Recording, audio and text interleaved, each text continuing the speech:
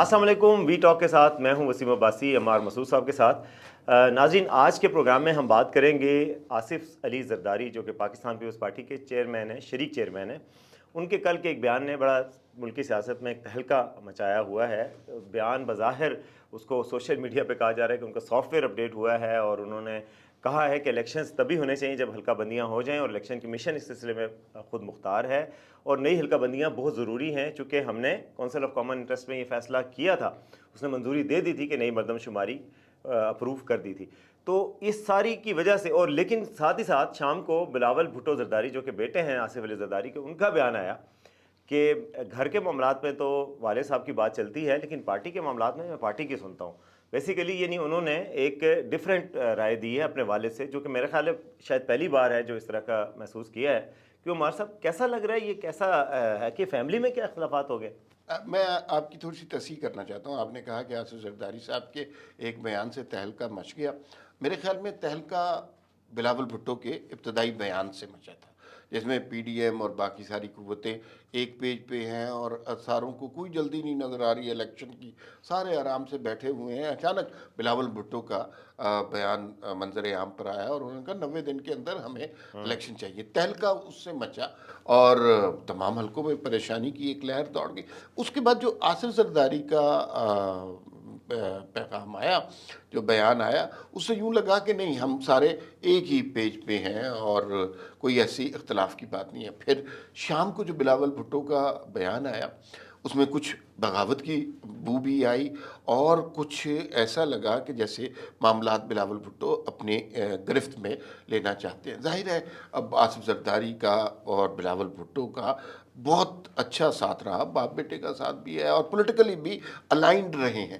یہ پہلا موقع ہے جہاں ہمیں پبلکلی، پرائیویٹلی تو ظاہر ہے ہو سکتا ہے، لیکن پبلکلی ہمیں سٹانس میں ڈفرنس نظر آ رہا ہے۔ اچھا، اس کے حوالے سے بھی کچھ لوگ مختلف باتیں کر رہے ہیں کہ جیسے نون لیگ میں ہمیشہ سے گڈ کاپ بیڈ کاپ اسٹریٹجی کھیلی جاتی ہے، اور گڈ کاپ ہمیشہ نواز شریف صاحب ہوتے ہیں اور بیڈ کاپ شہباز شریف ہوتے جی ہیں۔ بالکل اسی طرح یہ پالیسی اب سمجھ آ گئی ہے پیپلز پارٹی کو بھی۔ وہ بھی گڈ کاپ بیڈ کاپ کھیلنے کی کوشش کر رہے ہیں۔ آصف زرداری صاحب گڈ کاپ بن رہے ہیں، بلاول بھٹو بیڈ کاپ بن رہے ہیں، لیکن اندر سے سارے ایک ہی ہیں۔ تو یہ بہت سٹرینج بات ہے اور مجھے یوں لگتا ہے کہ اس سے پیپلز پارٹی کو بہت زیادہ فائدہ نہیں ہوا ہوگا، یہ جو سچویشن کریٹ ہوئی ہے۔ لیکن ہمارا صاحب یہ فائدہ تو ہو جاتا ہے نا کہ امیجیٹلی کوئی پریشر نہیں رہا ہوگا۔ اب سافٹ ویئر اپڈیٹ کی بات ہو رہی ہے تو کوئی وجہ ہوئی ہوگی نا، کیونکہ جو بیان ان کا تھا وہ سارا ایسا تھا جو کہ وہی بیان تھا جو کہ نگران حکومت کا بیان ہو سکتا تھا، اس طرح کا بیان تھا، یعنی کہ اتنا زیادہ اسٹیبلشمنٹ کے ساتھ الائنڈ تھا کہ انہوں نے کہا کہ جو اسپیشل انویسٹمنٹ فیسیلیٹیشن کونسل ہے اس کے تحت وہ ملکی معیشت کی بحالی کے لیے نگراں حکومت کام کرے گی، اس کے علاوہ الیکشن کمیشن خود مختار ہے۔ تو اس طرح کی ساری باتوں اس سے لگ رہا تھا کہ وہ مطلب بالکل ایک پیج پہ آنا ایک چاہ اس میں رہے اینگل ہیں، یہ بھی ایک ہو پیج سکتا کی انہوں نے ایک صدا دی۔ ایک اس میں ایک اینگل بھی ہو سکتا ہے، ایم کیو ایم والے ہمارے بہت اچھے دوست ہیں۔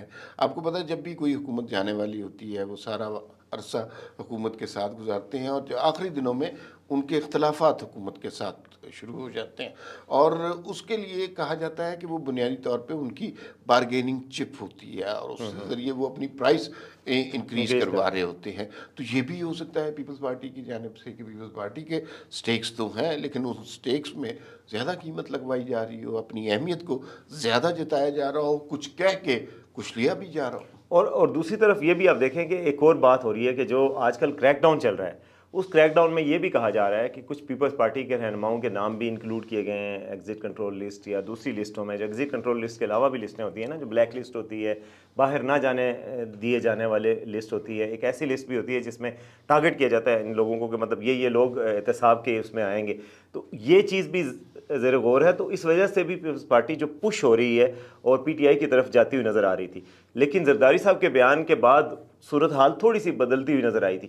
تو پیپلز پارٹی یہ کریک ڈاؤن کا بھی کوئی تعلق ہو سکتا ہے بلاول صاحب کی اینگر کے ساتھ؟ اچھا دیکھیے، جو ابتدائی طور پہ نا، جب چیف آف آرمی اسٹاف ناصر منیر نے بزنس مین سے ملاقات کی کراچی میں، تو کچھ لوگوں نے اس کا تجزیہ یہ نکالا، چونکہ وہ بدعنوانی کرپشن کے خلاف بھی انہوں نے بات کی اور گورننس کے حوالے سے بھی کچھ کہا، تو اس سے اور بہتر بزنس اسٹریٹجیز کے حوالے سے جب بات کی تو اس سے کچھ لوگوں کو یوں لگا کہ اس کا ٹارگٹ الٹیمیٹلی پیپلز پارٹی کو بنایا جا رہا ہے۔ اب پیپلز پارٹی کے اندر سے میڈیا کے حوالے سے جو اچانک خبریں پاپ ان کرنے لگ گئی ہیں، مثلا اس میں ایک بہت غلط خبر، فیک نیوز شازیہ مری کے حوالے سے آ گئی کہ ان کے گھر میں 97 ارب روپیہ جو ہے کیش کی صورت میں دستیاب ہے۔ وہ ہماری بہت اچھی جاننے والی ہیں اور انہوں نے اس کی فوری طور پہ تصحیح اور کی۔ کلیئرلی یہ فیک نیوز ہے، اتنے تو پیسے گھر میں کوئی رکھ ہی نہیں سکتا نا۔ آپ دیکھیں 5-5 ہزار کے نوٹوں کی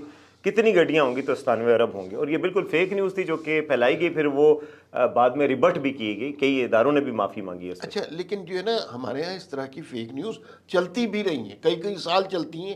آپ تو صحافی اچھے ہیں، آپ نے حساب لگایا کہ 5-5 ہزار روپے کی گڈیاں ہوں گی تو کتنا جگہ چاہیے ہوگی۔ ڈاکٹر عاصم کے حوالے سے کہ 497 ارب روپے کا انہوں نے سندھ گورنمنٹ کو ٹیکہ لگا دیا، اور 497 ارب، پتہ نہیں سندھ کا اپنا بجٹ اتنا ہے کہ نہیں، لیکن یہ چلتی رہی اور کئی سالوں تک جو ہے ہر ٹاک شو میں یہی بات ڈسکس ہوتی رہی۔ خیر، coming back to her point, تو تھوڑا سا پیپلز پارٹی نے تھریٹنڈ فیل کیا۔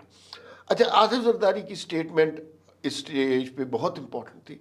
اس کے بعد نتیجتاً، ہو سکتا ہے یہ اتفاق ہو، نتیجتاً آج صبح سے میڈیا پہ سرکولیٹ کر رہی ہے، سندھ کے وزیر داخلہ بریگیڈیئر حارث نواز ہیں، ان کی سٹیٹمنٹ ہے کہ سندھ میں کسی گھر سے کوئی رقم برآمد نہیں ہوئی، کسی سیاستدان کو نہیں پکڑا گیا، اور جو ہے اب جو نیب کے بنیادی مقدمات ہیں وہ چل رہے ہیں، لیکن لوگوں کو اس طرح اٹھایا نہیں جا رہا، گرفتار نہیں کی۔ مجھے یوں لگ رہا ہے کہ یہ حالات اچانک خاموشی کا شکار ہو گئے ہیں، چیزیں سیٹل ڈاؤن ہو گئی ہیں۔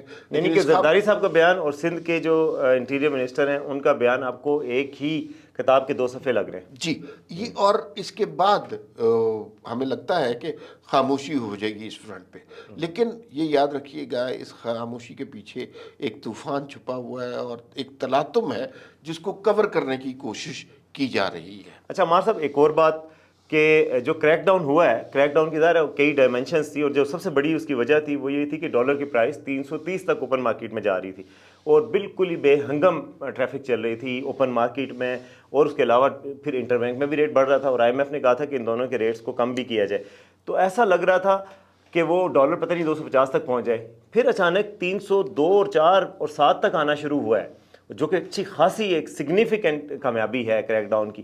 مگر مجھے یہ خیال آتا ہے کہ یہ کریک ڈاؤن پہلے نہیں ہو سکتا تھا، یہی تو ہم بات کرتے تھے کہ ان ایکشن ہے جو وزیر خزانہ ہے نگراں حکومت کی، اس دور میں انہوں نے کیوں نہیں کیا کہ زمام اقتدار جب سنبھالی ہے تو ان چیزوں کو کیوں نہیں سنبھالا کہ آپ مارکیٹ کو دیکھیں، اسمگلنگ کو دیکھیں، اسٹیٹ بینک کو دیکھیں کہ ریگولیشنز کیا ہو رہی ہے، ایکسچینج کمپنیز کو دیکھیں، ابھی انہوں نے کیا ہے تو یہ ٹھیک ہو گیا ہے، تو کیا نگران حکومت کی کارکردگی پہ سوالیہ نشان نہیں پیدا ہو گیا؟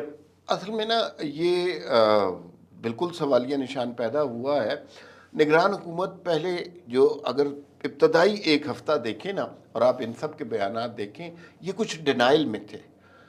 مطلب وزیر خزانہ اگر کہہ رہی ہیں کہ مجھ پہ تو زبردستی یہ ذمہ داری تھوپ دی گئی، میں تو انٹرسٹڈ، بعد میں اگرچہ انہوں نے کہا کہ یہ لائٹر ٹون میں ہے، لیکن لائٹر ٹون میں یہ بات نہیں ہونی چاہیے تھی۔ پھر ایک بات نکل آئی پتہ نہیں کہاں سے کہ 5,000 روپے کا نوٹ منسوخ کیا جا رہا ہے، وہ اتنا چلی، اتنی بڑی نیوز بن گئی کہ اس کو آہستہ آہستہ ختم کرتے کرتے بھی اس کی تردید اتنی نہیں چلی ابھی تک بھی، حالانکہ وہ فیک نیوز تھی بتایا گیا۔ تو وہ اس کو پینک تو مارکیٹ میں کریٹ ہو گیا، اور جو کچھ چیف آف آرمی سٹاف کر رہے ہیں، مجھے یوں لگتا ہے جیسے ایک رٹو طوطے کی طرح کاکڑ صاحب وہ رپیٹ کر دیتے ہیں۔ انہوں نے اگر کسی جگہ تقریر کی ہے اور 9 مئی کے حوالے سے کوئی بات کی ہے تو کاکڑ صاحب نے 9 مئی کے حوالے سے بات کر دی۔ کاکڑ صاحب کا کام نہیں بنتا 9 مئی کے حوالے سے، وہ ایک نگران وزیر اعظم کے طور پہ انہوں نے کہا کریک ڈاؤن ہونا چاہیے، اگلے دن کاکڑ صاحب نے 4 بندے بلا کے انہوں نے کہا کریک ڈاؤن۔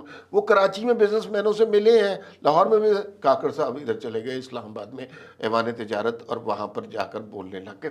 تو مطلب انیشیٹو کی کمی نظر آ رہی ہے۔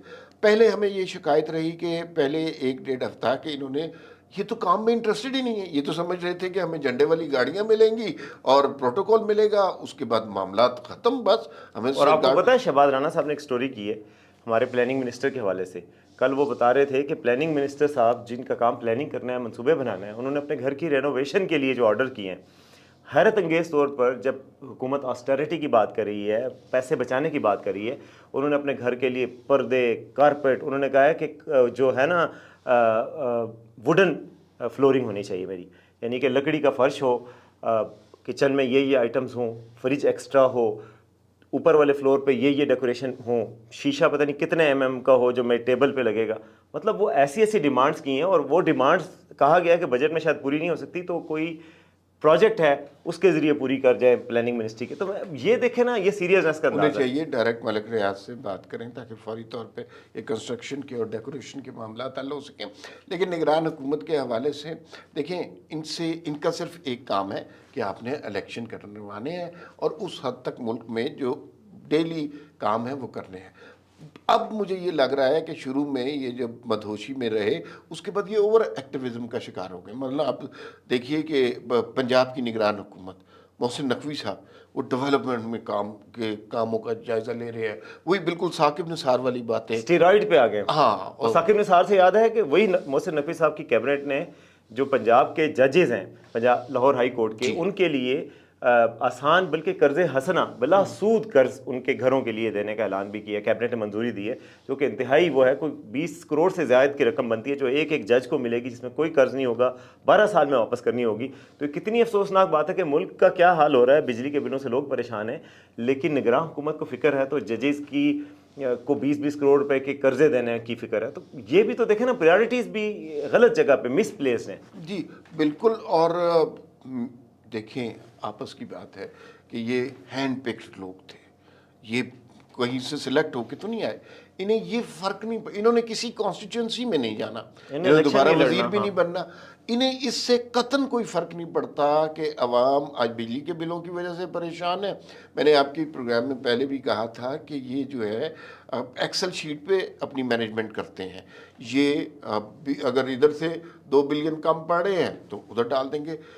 یہ ان کو اندازہ نہیں ہے کہ اس ٹرانزیکشن سے عوام کے اوپر کیا فرق پڑے گا، اور عوام کس طرح ان کا گریبان پکڑیں گے، کیونکہ یہ عوام کو جواب دہ ہی نہیں ہے. عوام کی نبض پر ان کا ہاتھ نہیں ہے. میرا خیال ہے مار صاحب زیادہ بات ہوگی. ایک بس آخری بات کہ میری 2 وزراء سے ملاقات ہوئی، نام ان کا لینا مناسب نہیں ہے. تھوڑی سی مجھے یوں لگتا ہے کہ ڈانٹ ڈپٹ جھاڑ جھنکار ہوئی ہے. میں نے ان 2 وزراء میں نا تھوڑا سا پینک بھی دیکھا ہے، اور اب وہ اسٹیج پہ آ گئے ہیں کہ انہیں ڈر لگتا ہے کہ ان کے منہ سے کوئی غلط لفظ نکل ہی نہ جائے، کیونکہ شروع میں 1-1.5 ہفتہ کافی تماشے ہوئے ہیں. تو اب وہ کوئی کانفیڈنس نہیں ہے انہیں اپنے آپ پہ. یعنی وہ صورتحال ہے کہ لے سانس بھی آہستہ کہ نازک ہے بہت کام، آفاق کی اس کارگاہ شیشہ گری کا. ناظرین، بہت ہی نازک کام ہے، صورتحال بہت ہی نازک ہو چکی ہے. اور اب دیکھیں کہ نگراں حکومت کی کارکردگی کے حوالے سے آپ نے مار صاحب کی گفتگو سنی ہے، باقی آپ نے گفتگو سنی ہے کہ زرداری صاحب کی سٹیٹمنٹ کا کیا مقصد ہے اور اس کے بعد اس کے کیا اثرات ہوں گے. اگلے پروگرام میں ہم آپ کو پاکستان کی سیاست کے اہم ترین ہفتے کے حوالے سے بتائیں گے. جب تک دیکھتے رہیے VNews.pk.